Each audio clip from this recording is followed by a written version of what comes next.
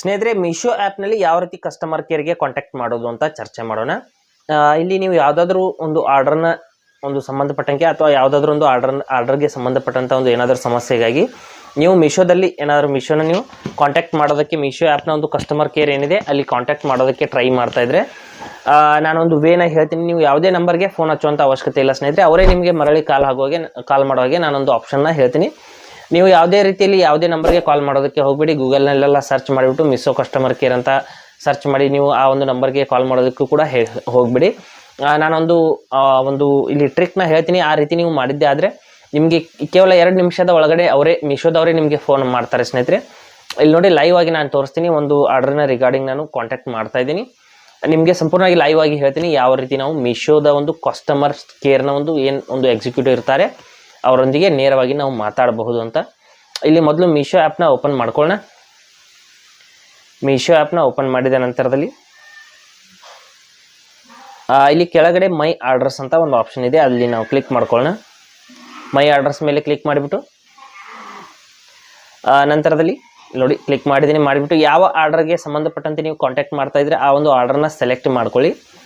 ಯಾವ ಆರ್ಡರ್ ಬಗ್ಗೆ ನಿಮಗೆ ಸಮಸ್ಯೆ ಇದೆ ಅದೇ ಆರ್ಡರ್ನ, ಬೇರೆ ಆರ್ಡರ್ ಸೆಲೆಕ್ಟ್ ಮಾಡೋದಕ್ಕೆ ಹೋಗಬೇಡಿ.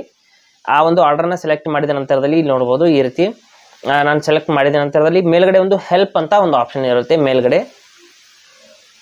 ಇಲ್ಲಿ ನೋಡಿ, ಆರ್ಡರ್ ಡೆಲಿವರಿ ಆಗಿರ್ಬೋದು ಅಥವಾ ಯಾವುದಾದ್ರೂ ರಿಟರ್ನ್ ಮಾಡಿದ್ರೆ ಅನ್ಕೊಳ್ಳಿ, ಯಾವುದೇ ರೀತಿಯಲ್ಲಿ ಆರ್ಡರ್ ಸ್ಟೇಟಸ್ ಯಾವುದೇ ರೀತಿಯಲ್ಲಿ ಇರಬಹುದು.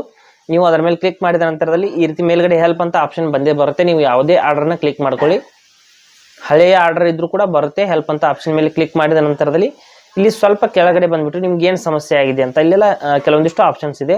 ನಿಮ್ಮ ಒಂದು ಸಮಸ್ಯೆನ ಇಲ್ಲಿ ಸೆಲೆಕ್ಟ್ ಮಾಡ್ಕೊಳ್ಳಿ. ಕ್ಯಾನ್ಸಲ್ ಮಾಡ್ಬೋದು ಅಥವಾ ರಿಟರ್ನ್ ಮಾಡ್ಬೋದು ಅಂತ ಇಲ್ಲೆಲ್ಲ ಇಲ್ಲಿ ಯಾವುದಾದ್ರೂ ಒಂದು ಸಮಸ್ಯೆನ ಸೆಲೆಕ್ಟ್ ಮಾಡ್ಕೊಳ್ಳಿ.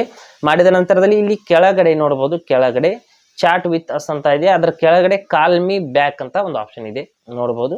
ಕಾಲ್ ಮೀ ಬ್ಯಾಕ್ ಅಂತ ಆಪ್ಷನ್ ಇದೆ, ಅದನ್ನು ಸೆಲೆಕ್ಟ್ ಮಾಡ್ಕೊಳ್ಳಿ. ನೀವು ಚಾಟಿಂಗ್ ಕೂಡ ಮಾಡ್ಬೋದು. ಮೇಲ್ಗಡೆ ನೀವು ಮೆಸೇಜ್ ಮೂಲಕನೂ ಕೂಡ ನೀವು ಸಮಸ್ಯೆನ ಬಗೆಹರಿಸ್ಕೋಬಹುದು. ಕೆಳಗಡೆ ಚಾಟ್ ವಿತ್ ಅಸ್ ಅಂತ ಕ್ಲಿಕ್ ಮಾಡಿದ ನಂತರದಲ್ಲಿ ಇಲ್ಲಿ ಫೋನ್ ನಂಬರ್ನ ನೀವು ಹಾಕಬೇಕಾಗುತ್ತೆ. ನೀವು ಫೋನ್ ನಂಬರ್ ಹಾಗೂ ಕೆಳಗಡೆ ಭಾಷೆನ ಕೂಡ ಸೆಲೆಕ್ಟ್ ಮಾಡ್ಕೋಬೇಕಾಗುತ್ತೆ. ಇಲ್ಲಿ ನೋಡಿ, ಕನ್ನಡವನ್ನು ನಾನು ಸೆಲೆಕ್ಟ್ ಮಾಡ್ತೀನಿ. ನೀವು ಯಾವ ಭಾಷೆಯೊಂದಿಗೆ ಮಾತನಾಡುತ್ತಿದ್ರೆ ಅದನ್ನು ಸೆಲೆಕ್ಟ್ ಮಾಡಿಬಿಟ್ಟು ಮೇಲ್ಗಡೆ ಫೋನ್ ನಂಬರ್ನ ಹಾಕಿಬಿಟ್ಟು ಇಲ್ಲಿ ಸಬ್ಮಿಟ್ ಅಂತ ಕ್ಲಿಕ್ ಮಾಡ್ಕೋಬೇಕು. ಅಂದರೆ ಯಾವ ನಂಬರ್ಗೆ ಅವರು ಕಾಂಟ್ಯಾಕ್ಟ್ ಮಾಡಬೇಕು ಅಂತ ಸಬ್ಮಿಟ್ ಅಂತ ಕ್ಲಿಕ್ ಮಾಡಿದ ನಂತರದಲ್ಲಿ ಇಲ್ಲಿ ನೋಡ್ಬೋದು ಸಕ್ಸಸ್ಫುಲಿ ಸಬ್ಮಿಟ್ ಅಂತ ಬಂತು. 5 ರಿಂದ 6 ನಿಮಿಷದ ಒಳಗಡೆ ನಿಮಗೆ ಫೋನ್ ಬರುತ್ತೆ ಅಂತ ಹೇಳ್ತಾ ಇದೆ. ನಂತರದಲ್ಲಿ ನಾನು ಏನು ಮಾಡ್ತೀನಿ, ಕಟ್ ಮಾಡಿಬಿಟ್ಟು ಸ್ವಲ್ಪ ವೇಟ್ ಮಾಡಿದೆ ಸ್ನೇಹಿತರೆ. 2 ನಿಮಿಷದ ಒಳಗಡೆ ನನಗೆ ಕಾಲ್ ಅನ್ನೋದು ರಿಸೀವ್ ಆಯಿತು. ಇಲ್ಲಿ ನೋಡ್ಬೋದು ಈ ರೀತಿ 2 ರಿಂದ 3 ನಿಮಿಷದ ಒಳಗಡೆ ರಿಸೀವ್ ಆಯಿತು. ಅದಕ್ಕೆ ಈ ಕಾಲ್ನ ನಾನು ಪಿಕ್ ಮಾಡ್ತೀನಿ. ಪಿಕ್ ಮಾಡಿಬಿಟ್ಟು ನಿಮಗೆ ತೋರಿಸ್ತೀನಿ ನೋಡಿ. ಹಲೋ ಮೇಡಮ್, ಈ ರೀತಿ ನೀವು ಮೀಶೋದ ಒಂದು ಕಸ್ಟಮರ್ ಕೇರ್ಗೆ ನೇರವಾಗಿ ಕಾಂಟ್ಯಾಕ್ಟ್ ಮಾಡಿ ಮಾತಾಡಬಹುದು. ಹಾಗೆ ಸ್ನೇಹಿತರೆ, ಕೊಟ್ಟಿರೋ ಮಾಹಿತಿ ಸಂಪೂರ್ಣ ಮತ್ತು ನಿರೂಪಣೆ ಮಾಡಿದೆ ಶೈಲಿ ಉತ್ತಮ ಅಂತ ಅನಿಸಿದರೆ ವಿಡಿಯೋನ ಲೈಕ್ ಮಾಡಿ ಮತ್ತು ನಿಮ್ಮ ಸ್ನೇಹಿತರಿಗೂ ಕೂಡ ಶೇರ್ ಮಾಡಿ. ಹಾಗೆ ಇದ್ರ ಬಗ್ಗೆ ಸಮಸ್ಯೆಗಳು ಡೌಟ್ಗಳಿದ್ರೆ ಕಮೆಂಟಲ್ಲಿ ಅವಶ್ಯವಾಗಿ ತಿಳಿಸಿ. ಮುಂದಿನ ವಿಡಿಯೋದಲ್ಲಿ ಮತ್ತೊಂದು ಹೊಸ ವಿಷಯದೊಂದಿಗೆ ಇದ್ದೇ ಇರ್ತೀನಿ. ಮುಂದೆ ಬರ್ತೀವಿ. ಅಲ್ಲಿವರೆಗೂ ಟೇಕ್ ಕೇರ್.